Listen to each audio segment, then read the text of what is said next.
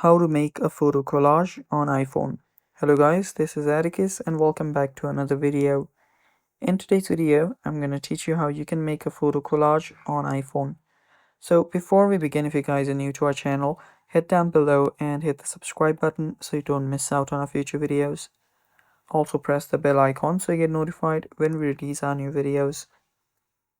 Now let's begin.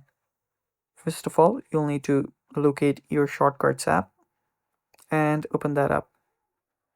Now there you should find a gallery section on the bottom right. Head over there and simply search for Photo Grid. There we go. Now simply tap on it and tap on this plus icon to enable it. Then what you'll need to do is head over to Shortcuts, tap on Photo Grid, and it should open up your photos. Now you can select multiple photos from here.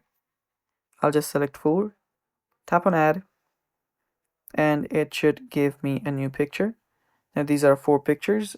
You can tap on the share icon after you've done loading the image, and tap on save image. And you can now go ahead and check in your gallery that you have just created a photo collage. And that's basically it for today's video. Thanks for watching. Stay tuned for more upcoming videos, and bye bye. Take care.